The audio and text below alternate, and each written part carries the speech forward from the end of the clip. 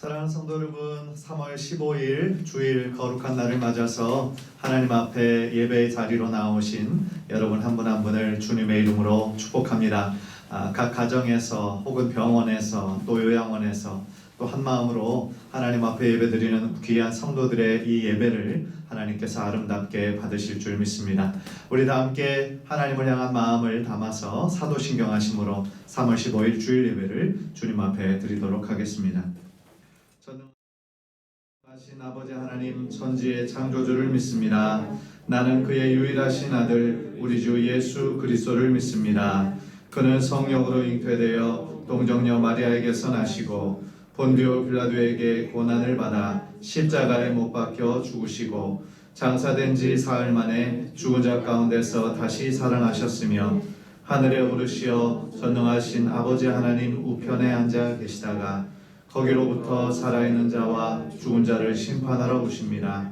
나는 성령을 믿으며 거룩한 공교회와 성도의 교제와 죄를 용서받는 것과 몸의 부활과 영생을 믿습니다. 아멘. 찬송가 570장 주는 나를 기르시는 목자여 찬양하시겠습니다.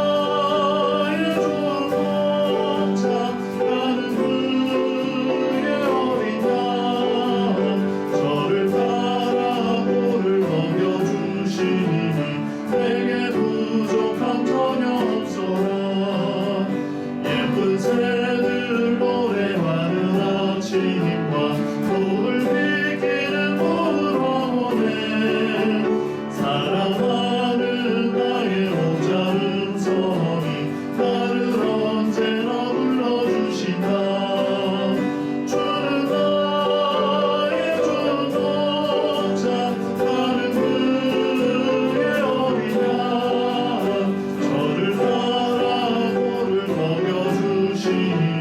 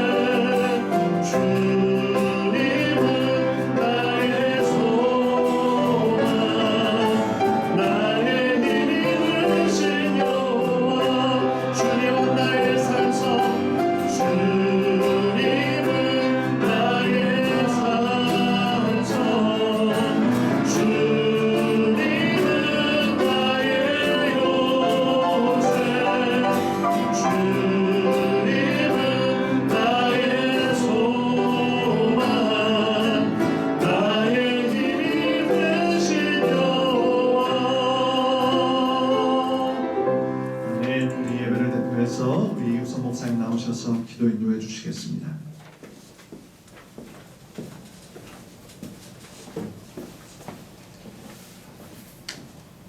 우리의 소망이요 환난 중에 피할 피난처가 되시는 아버지 하나님, 오늘 이렇게 동안의 가족들이 모여 예배를 드리게 하시니 감사를 드립니다. 지난 한 주간도 이 세상은 소란했고 많은 이들은 여전히 불안과 공포 속에서 살아야 했지만, 그럼에도 불구하고 어김없이 올해도 따뜻한 봄볕을 우리에게 허락하시고 꽃나무들은 생명의 우물 틔우려 힘껏 꽃망울을 준비하는 모습을 발견합니다.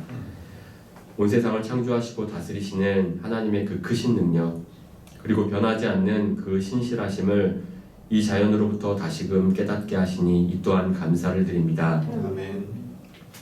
코로나 바이러스로부터 기인하여 연이어 발생하고 있는 사회적, 정치적, 또한 경제적 어려움으로 많은 이들의 마음은 여전히 차가운 겨울왕국 속에 머물고 있습니다. 가족과 이웃, 일터의 사람들과도 서로 마음 놓고 만나거나 이야기하지 못하고 있고, 동안의 교우들도 함께 모여 반가운 얼굴을 보지 못한 것이 벌써 여러 날이 되었습니다. 주님, 이 모든 일들을 회복시켜 주실 분은 오직 하나님 한 분뿐인 것을 고백합니다. 아멘. 하루속히 이 사태가 진정될 수 있도록 은혜를 내려주시고 사람들의 차가운 마음들도 만져주셔서 아름다운 성도의 교제와 찬양의 소리가 이 성전에 가득 차게 하여 주시옵소서. 아멘. 사랑의 주님, 코로나19로 인하여 땀을 흘리고 애쓰고 또 귀한 희생을 이어가고 있는 관계자들을 돌보시고 확진 판정을 받은 환우들과 자가격리 중인 자들, 그리고 그들의 가족들을 불쌍히 여기시어 하루속히 회복될 수 있도록 치료하여 주시기 원합니다. 아멘. 특별히 이번 일로 인하여 생계에 큰 타격을 입거나 사업의 길이 막혀 막막해 하고 있을 이들을 위로하여 주시고 하루속히 상황이 나아질 수 있도록 형통의 은혜를 허락하여 주옵소서. 아멘. 전 세계적인 불안과 악재의 소식을 마주하고 있으면 더욱 암담한 생각이 들 수도 있지만, 세상의 빛과 소금이 되라 하신 주님의 말씀을 기억하면서 오직 주님만 의지함으로 이 어려움을 이겨내고 견고하게 서서 도움이 필요한 곳에 사랑과 희생의 손을 내밀 수 있는 큰 믿음과 용기를 허락해 주시길 간절히 소망합니다. 아멘. 오늘 각자의 삶의 자리에서 진한 마음과 정성을 모아 올려드리는 동안교회 각 가정의 예배를 기쁘게 받아주시고 목사님을 통하여 주시는 말씀에 큰 힘과 위로를 얻도록 우리 성령님이 각 사람의 마음을 온전히 주장하시고 만져주옵소서. 예수님의 이름으로 감사하며 기도드립니다. 아멘.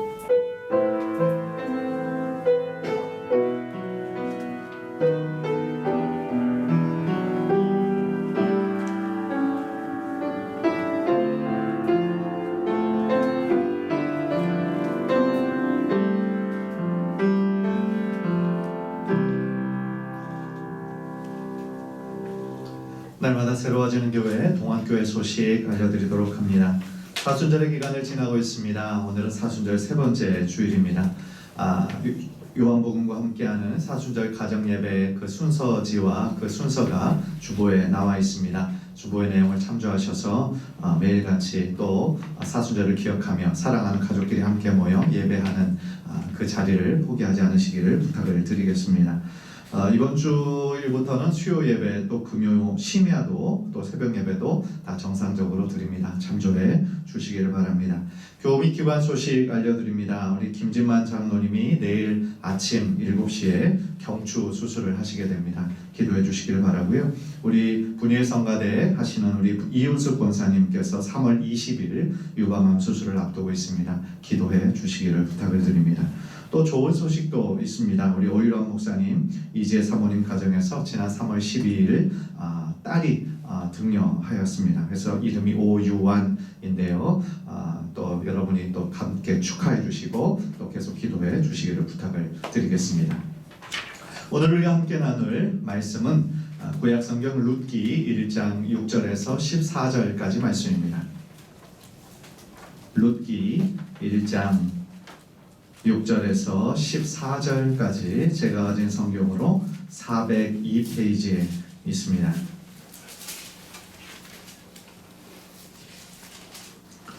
지금은 제가 다 읽지만 여러분이 속한 가정에서 또 한 절 한 절 교독하시면 더 좋을 것 같습니다. 제가 먼저 6절 읽겠습니다. 그 여인이 모압 지방에서 여호와께서 자기 백성을 돌보시사 그들에게 양식을 주셨다 함을 듣고 이에 두 며느리와 함께 일어나 모압 지방에서 돌아오려 하여 있던 곳에서 나오고 두 며느리도 그와 함께하여 유다 땅으로 돌아오려고 길을 가다가 나오미가 두 며느리에게 이르되 너희는 각기 너희 어머니의 집으로 돌아가라.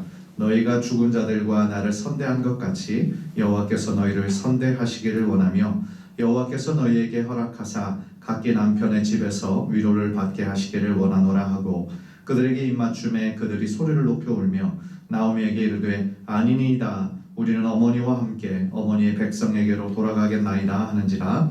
나오미가 이르되 내 딸들아 돌아가라. 너희가 어찌 나와 함께 가려느냐. 내 태중에 너희의 남편들 아들들이 아직 있느냐. 내 딸들아 되돌아가라. 나는 늙었으니 남편을 두지 못할지라. 가령 내가 소망이 있다고 말한다든지 오늘 밤에 남편을 두어 아들들을 낳는다 하더라도 너희가 어찌 그들이 자라기를 기다리겠으며 어찌 남편 없이 지내겠다고 결심하겠느냐. 내 딸들아 그렇지 아니하니라. 여호와의 손이 나를 치셨으므로 나는 너희로 말미암아 더욱 마음이 아프도다 하매 그들이 소리를 높여 다시 울더니 오르바는 그의 시어머니에게 입맞추되 룻은 그를 붙쫓았더라. 아멘. 과연 나의 선택은? 이라는 제목으로 하나님의 말씀 전하도록 하겠습니다. 사람은 보통 삶의 위기를 만날 때 세 가지의 반응을 사람들이 하게 된다라고 합니다. 예를 들어서 자신의 앞에 큰 장애물을 만났을 때, 또 자신의 가던 길에 큰 장벽을 만났을 때 어떤 사람은 그냥 포기하고 뒤돌아가는 사람이 있다라고 합니다. 또 두 번째 보이는 반응은 어떤 사람은 쉬운 길을 찾아서 옆으로 돌아가는 사람들이 있다라고 합니다. 세 번째 부류의 사람은 그 앞에 놓여 있는 그 큰 벽이나 그 큰 위기를 직면해서 이겨내는 사람들이 있다고 합니다. 우리 성도님들은 어떤 스타일의 사람이십니까? 그런데 중요한 것은 이러한 패턴이 우리들의 삶에 그러한 비슷한 일들을 만날 때마다 반복이 된다라고 하는 사실입니다. 어려움이 왔을 때 그 어려움과 대면하지 않고 그것을 쉽게 피해버리거나 아니면 쉬운 길로 돌아가려고 하는 사람들은 언젠가 그와 비슷한 문제가 또 왔을 때 또 그렇게 쉽게 포기해버리고 쉬운 길로 돌아가 버린다라는 것입니다. 그것이 하나의 삶의 모습이 되고 습관이 된다라고 하는 그런 안타까운 그런 이야기인 것입니다. 그런데 생각해보면 우리들의 신앙생활도 마찬가지인 것 같습니다. 우리가 신앙생활을 하다 보면 언젠가 우리들의 삶에 큰 위기를 겪을 때가 있습니다. 우리들은 그런 상황들을 만날 때마다 정말 중요한 선택을 우리가 해야 합니다. 위기를 피해버릴 것인지 아니면 쉬운 길을 선택할 것인지 아니면 그 문제를 직면해서 나의 모든 문제를 하나님 앞에 가지고 가서 그분 앞에 내려놓을 것인지 우리는 거기에 따라 선택할 수 있다는 것이고 그 선택에 따른 책임은 오롯이 우리가 져야 한다라는 사실입니다. 그런 면에서 오늘 본문에 나오는 네 사람의 이야기는 우리 크리스찬의 삶에 있어서 선택이 얼마나 중요한 것인지를 가르쳐주는 귀한 이야기가 된다라고 생각합니다. 어떤 사람의 선택은 엄청난 실수였습니다. 그래서 그 선택에 따른 큰 책임을 져야 했습니다. 반면에 어떤 사람의 선택은 그의 인생이 완전히 뒤바뀔 만한 축복의 선택이 되었습니다. 간절히 바라기는 오늘 말씀을 통해서 우리들에게도 주어지는 인생의 중요한 선택의 상황에서 우리는 과연 어떤 선택을 해야 하는지 언제나 믿음의 선택을 하기에 노력하는 저와 여러분 되시기를 주님의 이름으로 간절히 축원합니다. 첫 번째로 우리는 엘리멜렉의 선택을 우리가 보게 됩니다. 1절과 2절을 보면 이 시대의 역사적인 배경은 바로 사사시대였음을 이야기해주고 있습니다. 1절을 보면 사사들이 치리하던 때라고 정확하게 그때가 사사시대였음을 시사해 주고 있습니다. 어떤 성경학자는 이때가 사사시대 중에서도 아마 기드온이 치리하고 있을 때였을 것이다 라고 예상을 하기도 합니다. 왜냐하면 그 당시에 미디안 족속들의 큰 침입이 있었고 그로 인해서 이스라엘에 큰 흉년이 들었었다라는 기록이 있기 때문에 그렇다고 합니다. 그러나 분명한 때는 우리가 알 수 없지만 확실한 것은 아비멜렉이 살던 그 동네에 엄청난 흉년이 왔다라고 하는 사실이었습니다. 베들레헴의 원래 이름의 뜻은 떡집이라는 뜻인데 아이러니하게도 그 베들레헴이 지금 음식으로 풍성한 곳이 아니라 하나도 먹을 것이 없는 어려운 땅으로 지금 처해 있다라는 것입니다. 베들레헴에 흉년이 들었다라는 것은 지금 그들 가족이 처한 엄청난 위기였고 그 집의 가장이었던 엘리멜렉은 어떤 선택이든지 해야만 하는 상황이었습니다. 왜냐하면 그 가정의 가장으로서 그 가족들의 생계를 책임져야 하는 의무와 책임이 그에게 있었기 때문입니다. 그래서 그가 한 선택은 무엇이었습니까? 그의 땅, 하나님이 허락하신 땅 베들레헴을 떠나서 모압 지방으로 이주하는 것이었습니다. 왜 그 선택을 했을까요? 이스라엘에는 식량이 귀하던 시기에 이 시기에 모압에는 식량이 풍성했기 때문입니다. 그렇다면 이 엘리멜렉의 선택은 과연 올바른 선택이었을까요? 우리가 조금만 읽어보아도 그 선택은 잘못된 선택이었음을 우리가 보게 됩니다. 엘리멜렉이 가족을 부양하고자 해서 다른 곳으로 이주했다라는 것은 그것은 어떻게 보면 별다른 문제가 없어 보입니다. 왜냐하면 그 가장으로서 어떻게든 그 가족들을 책임져야 하는 책임 있는 모습을 보여야 되기 때문에 그렇습니다. 그런데 분명히 그의 선택에서 우리는 아쉬운 몇 가지를 발견하게 됩니다. 왜 엘리멜렉은 다른 주변의 동네 사람들보다도 특별하게 더 멀리 그것도 이방 땅으로 모압 땅으로 가야만 했을까요? 흉년이었지만 사람들이 굶어 죽을 정도는 아니었다라고 한다면 다른 이웃들처럼 비록 작은 음식의 양이지만 그것을 나눠 먹으면서 끝까지 인내해야 되지 않았을까라는 아쉬움이 남는 대목입니다. 사실 흉년이라는 것도 하나님의 계획 가운데 있는 것이라고 우리 믿는 자들이 그렇게 고백한다라고 한다면 그 흉년의 때에 하나님께서 그것을 왜 허락하셨는지를 잘 분별하여 그 고통의 시간을 인내하면서 그 시간을 그때가 지나가기를 기다리는 것이 더 올바른 삶의 자세인데 엘리멜렉은 그렇게 하지 못했다라는 것입니다. 흉년의 때가 있다면 반대로 풍년의 때가 옵니다. 하나님의 선하신 계획 가운데는 그 모든 것들이 있는데 단순히 눈에 보이는 그런 어려움을 피하기 위해서 그 하나님께 그 문제를 가져가지 않고 기도하지 않고 독단적으로 선택했다라는 것이 참으로 안타까운 부분이라고 우리가 말할 수 있겠습니다. 그뿐 아니라 엘리멜렉의 모압으로의 이주는 주변의 다른 사람들에게도 안 좋은 본을 보이게 된 것입니다. 하나님께서 우리에게 허락하신 각자의 삶의 자리가 다 있습니다. 그런데 그 삶의 자리에서 쉽게 자신이 원하는 대로 되지 않는다라고 해서 쉽게 불평을 하고 짜증을 내고 불편을 느낄 때마다 즉시 그 자리를 떠나고자 한다면 그것은 믿음의 사람으로서의 올바른 자세라고 말할 수 없을 것입니다. 그것은 어떻게 보면 자신의 믿음이 너무나 연약함을 아직도 정말 불평하기 좋아하고 신실하지 못한 사람임을 증거하는 증거가 될 수 있다라는 것입니다. 그에게 하나님을 위한 열심과 이스라엘의 그 선택된 백성으로서의 분명한 믿음이 있었다라고 한다면 그는 쉽사리 혼자 떠나서 자신이 살 길을 그렇게 갈 수는 없었다라는 것이죠. 무엇보다도 가장 큰 실수, 가장 큰 아쉬움은 뭐냐면 이렇게 중요한 결정을 하는 데 있어서 엘리멜렉은 그 문제를 하나님 앞에 가져가지 않았다라는 거예요. 쉬운 말로 하면 하나님께 묻거나 기도하지 않았습니다. 엘리멜렉의 이름의 원래 뜻은 나의 하나님은 왕이시다라는 뜻이라고 그럽니다. 그런데 그 이름과는 달리 엘리멜렉은 하나님을 자기 삶의 왕으로 삼지 않았어요. 하나님께 묻지 않았습니다. 자신의 눈앞에 닥친 그 위기를 쉽게 모면하고자 음식이 있는 이방 땅 모압 땅으로 쉽게 이주해버린 거예요.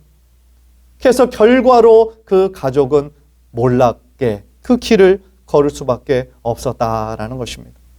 나중에 또 설명을 드리겠지만 당시에 다른 지역으로 이주한다라는 것은 자신들이 믿었던 신을 포기하고 자신이 이주에 들어가는 그 지역에 또 다른 신을 섬기겠다라고 하는 뜻이 포함되어 있는 결단이었습니다.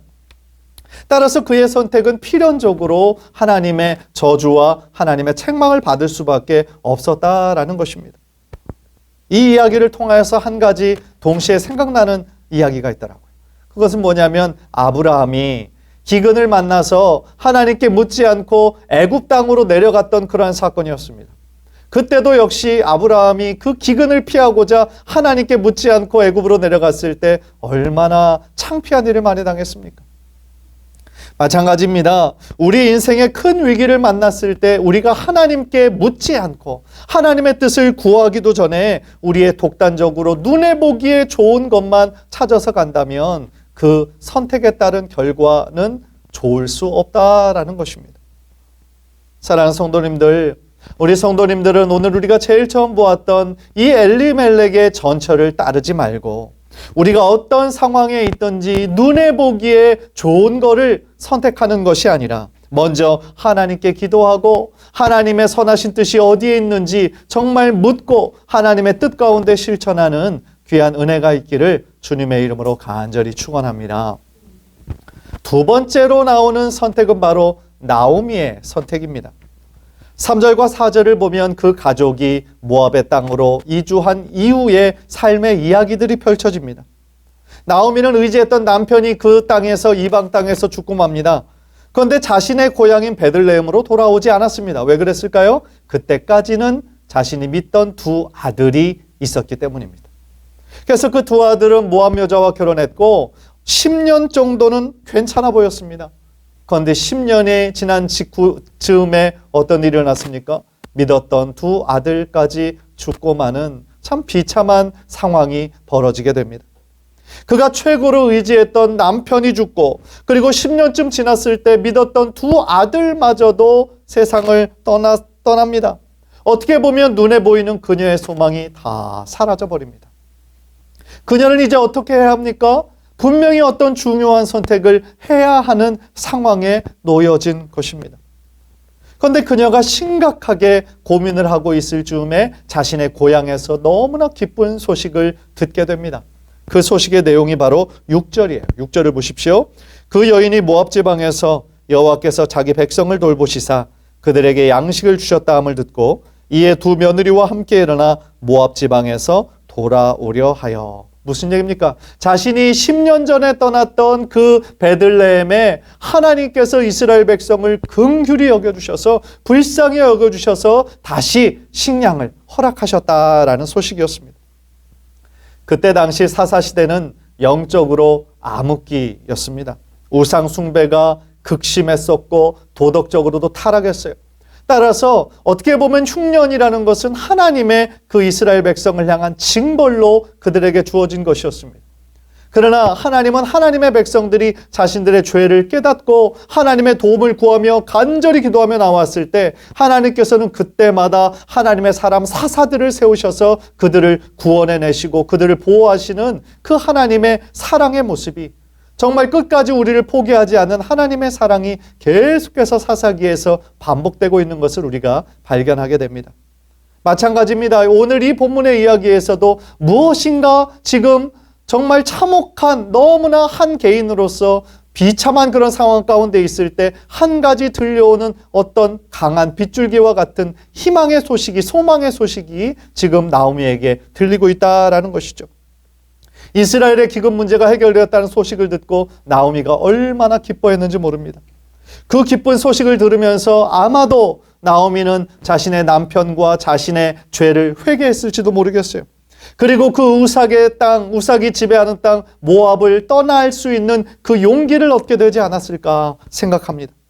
그래서 결과적으로 볼 때 그가 다시 베들레헴으로 돌아가야겠다라고 한 선택은 쉽지 않은 선택이었고 결정이었지만 결국 그 선택은 그녀의 인생이 완전히 뒤바꿔지는 축복의 그런 기회가 된 것임을 우리가 성경을 통해 확인하게 됩니다. 사실 성경 주석을 살펴보면 나오미는 상당히 유력한 집안이었다라고 얘기합니다. 쉬운 말로 하면 잘 사는 집안이었다라는 거예요. 그러나 이제 모압 땅에서 모든 것을 다 잃어버립니다. 남편, 두 아들, 가지고 갔던 모든 재산들 다 잃어버리는 거예요. 그런데 비참하고 초라한 모습으로 자신의 고향 땅으로 돌아온다라고 하는 것, 사실 인간적으로 생각하면 쉽지 않은 그런 결정입니다.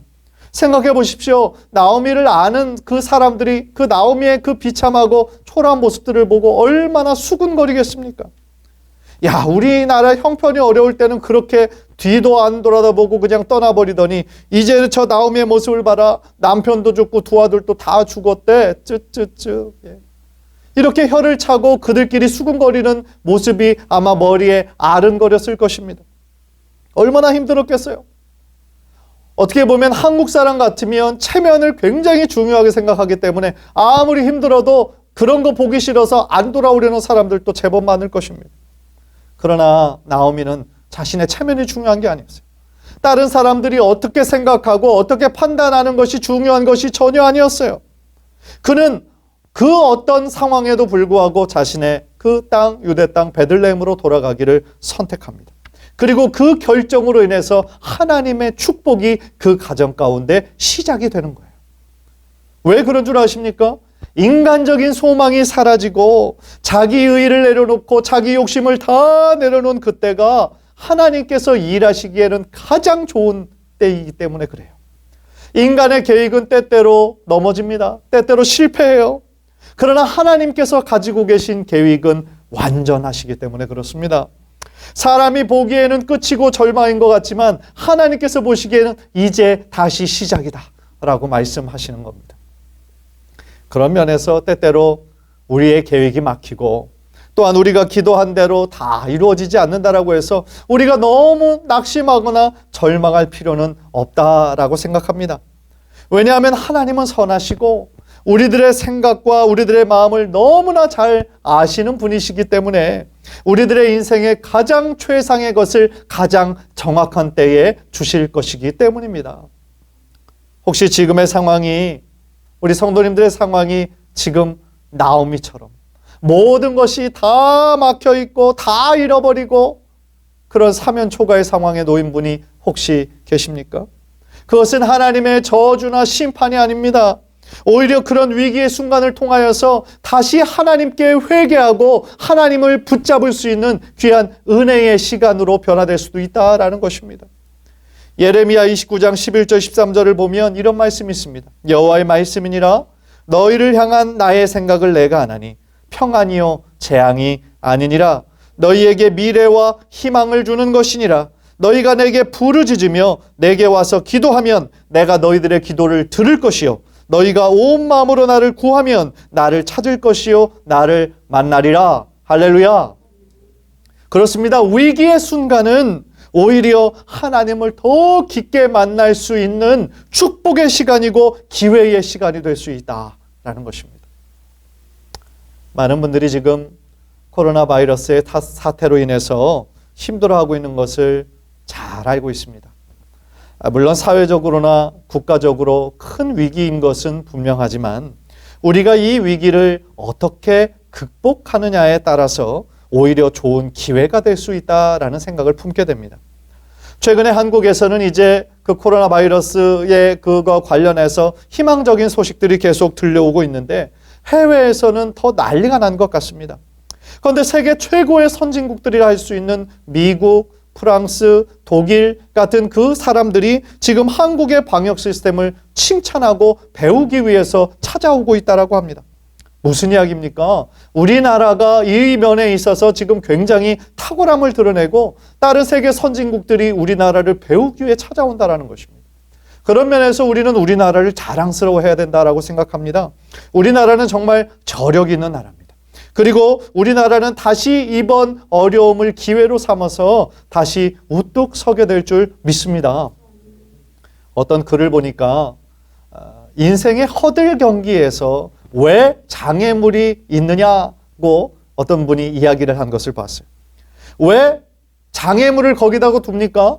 걸려 넘어지라고 두는 것이 아니라 그것은 넘어서라고 있다라는 것이죠. 마찬가지입니다. 우리들의 인생에 수많은 장애물을 만나게 됩니다. 그런 장애물들, 고난의 시간, 광야의 시간을 하나님께서 때때로 허락하세요. 그런데 하나님의 뜻이 무엇이겠어요? 그것에 넘어지는 것, 넘어져서 우리가 절망하는 것이 하나님의 뜻이겠습니까? 아닙니다.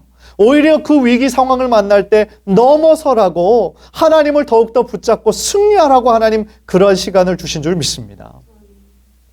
사랑하는 성도 여러분, 나오미가 인간적인 눈으로 보기에는 자신이 모든 것을 잃어버리고 그제서야 다시 하나님의 축복의 땅으로, 베들레헴으로, 하나님의 품으로 다시 돌아갔던 것처럼 우리 사랑하는 성도님들도 다시 하나님의 그 품으로 예수 그리스도의 십자가 앞으로 더욱더 가까이 나아가시는 은혜의 시간들이 되시기를 주님의 이름으로 간절히 축원합니다.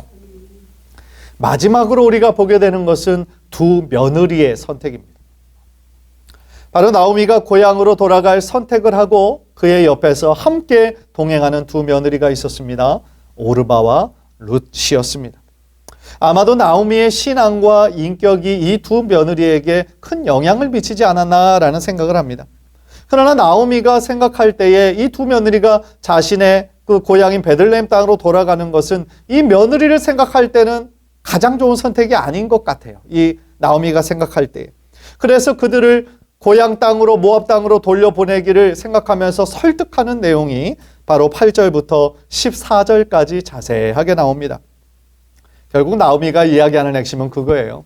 자신에게는 더 이상 소망이 없다는 겁니다. 소망이 없으니까 너희의 고향집으로 돌아가서 다시 남편 만나서 행복하게 살아라. 어떻게 보면 나오미가 두 며느리를 얼마나 사랑하는지가 나오는 그런 대목이라고 말할 수 있겠죠. 그리고 그들에게 여호와께서 선대하시기를 원하노라. 진정으로 축복하며 그들을 보냅니다. 그래서 그 이야기가 끝나자마자 두 며느리는 서로 울면서 자신들은 절대로 떠나지 않겠다라고 얘기합니다. 그런데 오르바는 결과적으로 다시 돌아가기로 그렇게 선택을 합니다. 그 아름다운 이별이 끝나고 이제 그 룻이 남았는데 룻은 뭐라고 얘기합니까?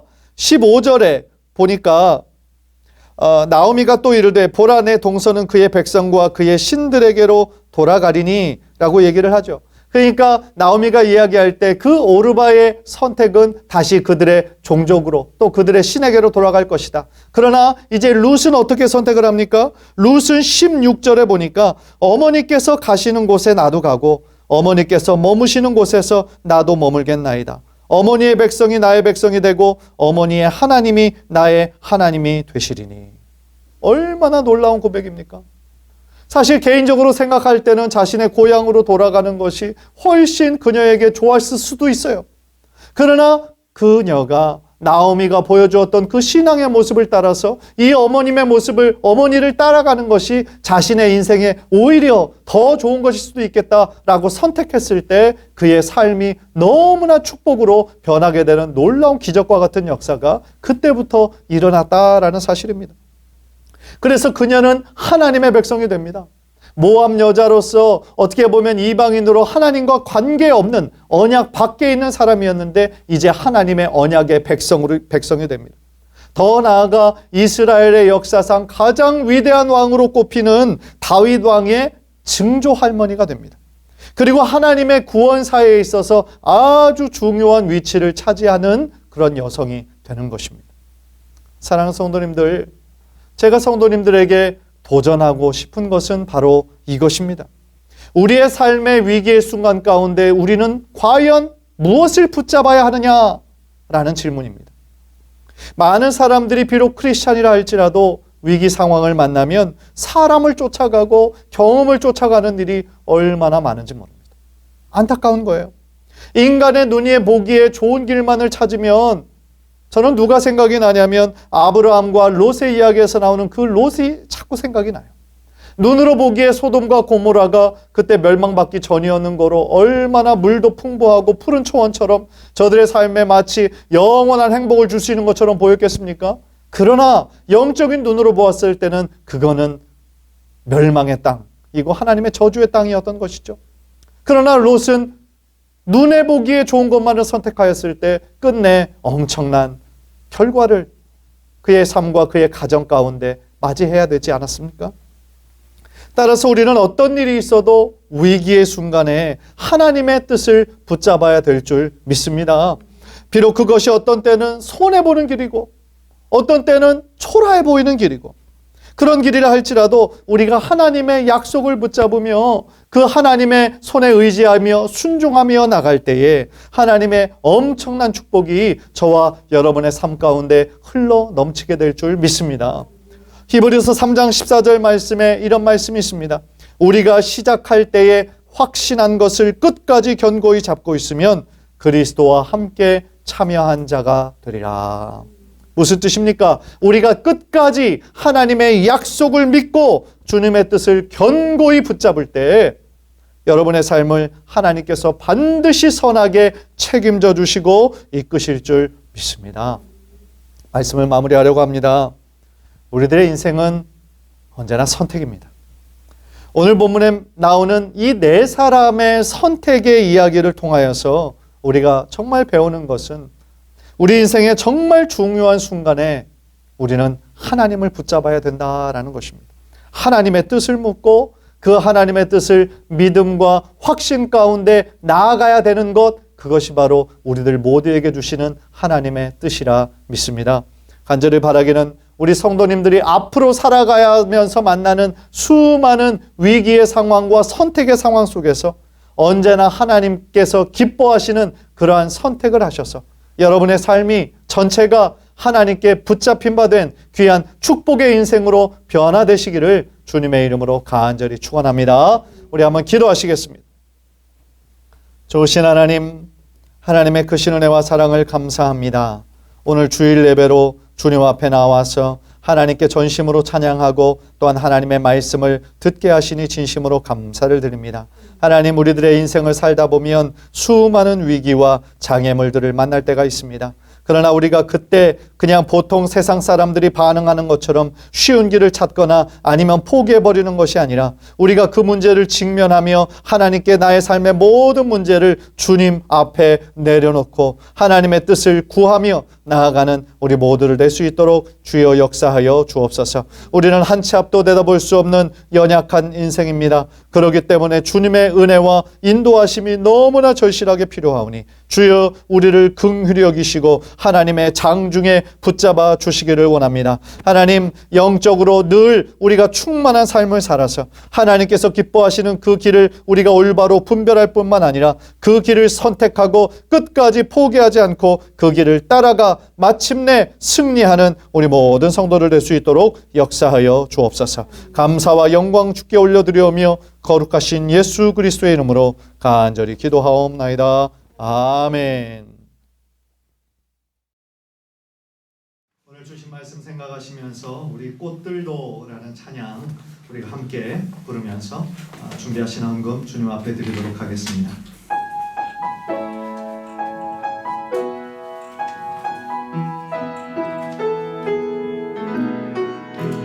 이곳에 생명샘 솟아나 눈물 골짜 지나갈 때에 너잖아 열매 맺히고 웃음소리 넘쳐나리라. 이곳에 생명샘 솟아나 이곳에 생명샘 솟아나 눈물 골짜 지나갈 때에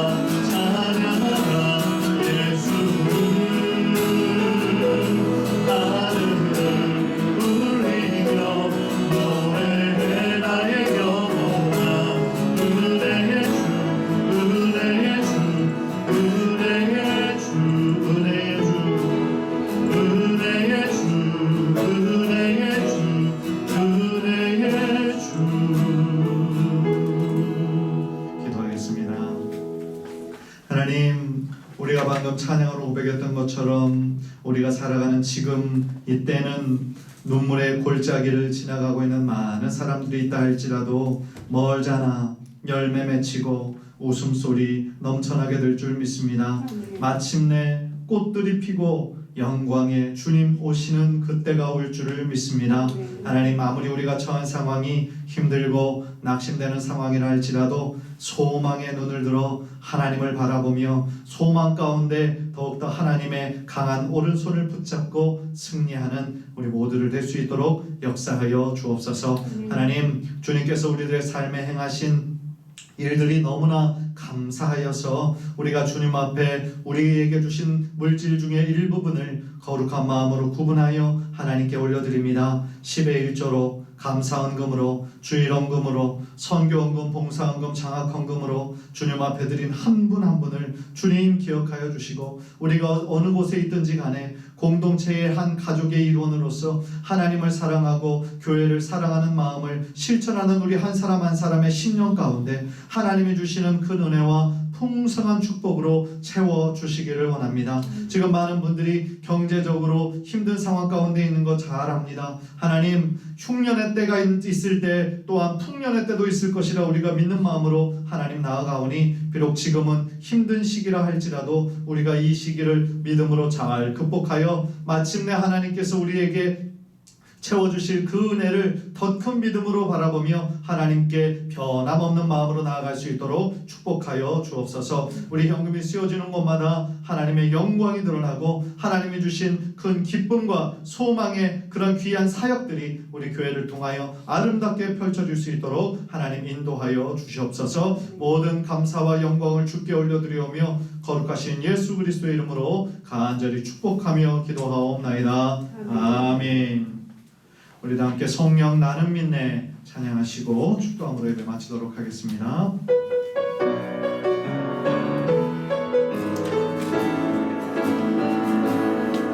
내게 허락하신 시련을 통해 나의 믿음 더욱 강하게 자라나고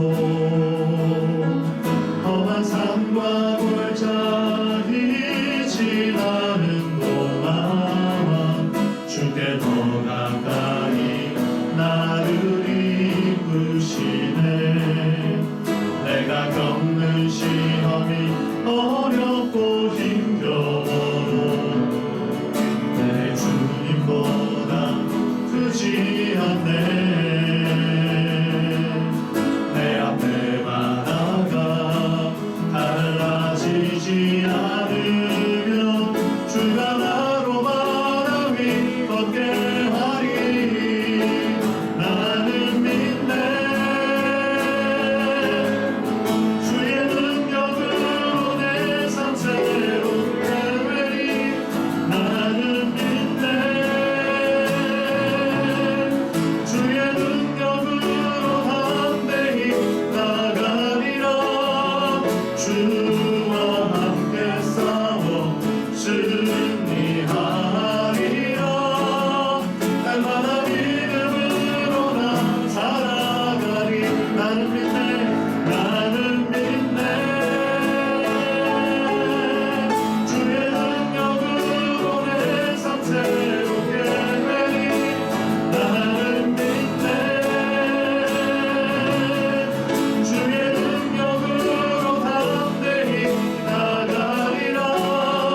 주와 함께 싸워 승리하리라. 날마다 믿음으로 나 살아가리. 날마다 믿음으로 나 살아가리.